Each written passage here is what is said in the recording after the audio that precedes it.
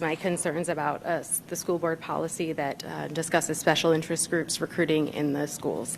It's School Board Policy 9700.01. To contextualize this, I should tell you that my husband and I are both teachers, and we have 2 children at Port Malabar Elementary School, 1st and 2nd graders. Our family holds equality as a core value.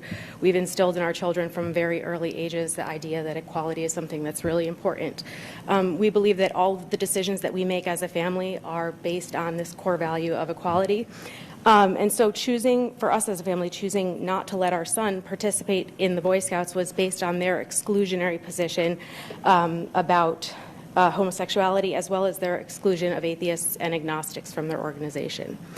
At this very impressionable age, we know that it's really important to teach kids to accept everyone.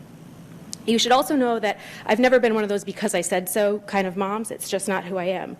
I think that you have to give kids the right amount of information at the right time so that they can make decisions, but at the right time is an important piece of that information. So knowing that, you could probably understand why when that paper came home that I had to sign, I signed refusing my children from the presentation.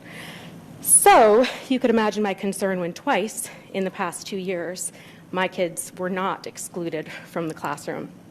So last year, my son came home and told me how super awesome the Boy Scouts were, and because they got to shoot bow and arrows and go camping.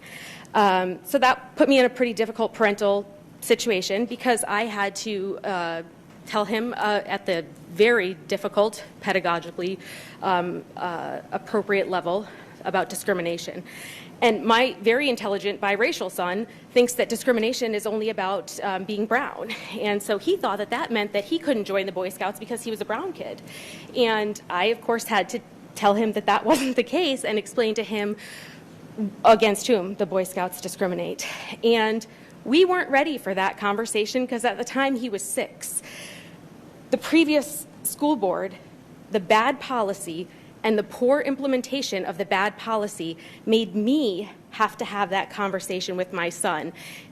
And I did not appreciate that. Lots of people know about the Boy Scouts and their history of excluding different groups of people, and I'm not here to dispute their right to discriminate. I actually support their right to discriminate because they're a private organization and it's constitutionally upheld. What I am here to talk about is the recruiting by a private organization in our public schools. And I think we need to revisit that policy because it's a slippery slope, I think, that we're on when we allow special interest groups into our classroom to recruit our youngest learners, our 6- and 7-year-old kids who just don't have or shouldn't have the opportunity to make those decisions. And I know that I'm out of time, so thank you. But I really urge this new board to revisit that. Thank you.